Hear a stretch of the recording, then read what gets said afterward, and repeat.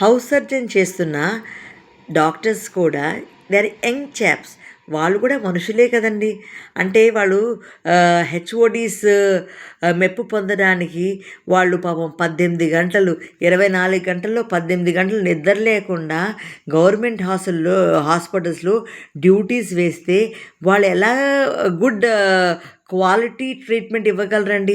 వాళ్ళకు కూడా పేషెంట్స్ అంటే అశ్రద్ధ ఏర్పడిపోతుంది. బికాజ్ వాళ్ళకి స్ట్రెచ్చర్ మీద పడుకోవడం, ఎక్కడ పడితే అక్కడ పడుకోవడం, బికాజ్ వాళ్ళు కూడా టైర్డ్ అయిపోతున్నారండి. అండ్ గవర్నమెంట్ హాస్పిటల్‌లో number of patients will be more and doctors are less. అప్పుడు ఎంత స్ట్రెయిన్ అయిపోతున్నారండి వాళ్ళు. ఒక్కసారి ఆలోచించండి.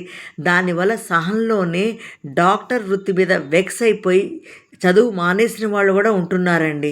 ఒక్కసారి ప్రభుత్వాలు ఆలోచించాలి. ఈ కట్ ఆఫ్ మార్క్స్, ఈ కాంపిటీషన్ మెడికల్ ఫీల్డ్లో చాలా ఎక్కువైపోయింది.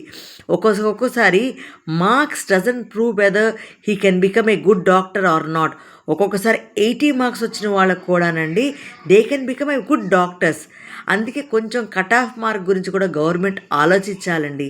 అలాగే మెడికల్ ఫీల్డ్ని కొంచెం ఆ ఎడ్యుకేషన్ని సో ఎక్స్పెన్సివ్, ఆ సీట్ రాకపోతే 50 లక్షలు, ₹1,00,00,000, దీనివల్ల మంచి డాక్టర్స్ని కోల్పోతున్నాం మనం. డబ్బు లేక ఎంతోమంది బీఎస్సీలు చేసుకుని డాక్టర్ ఎంబీబీఎస్ చదవలేక వేరే ఫీల్డ్స్లోకి వెళ్ళిపోతున్నారు. They can become a very good doctors.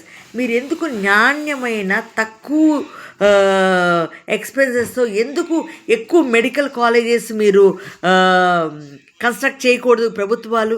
First governments ఆలోచించాల్సింది గుడ్ హెల్త్ గురించి. హెల్త్ ఉండాలి, ఎడ్యుకేషన్ ఇవ్వాలి. మీకు ఎప్పుడు చూసినా పొలిటికల్ ఎండ్సే తప్ప అయ్యో ప్రజలకి ఏం కావాలి? Produce more doctors at less cost. ప్రభుత్వాలు చేయాల్సింది అది. ఒక్కసారి ఆలోచించండి.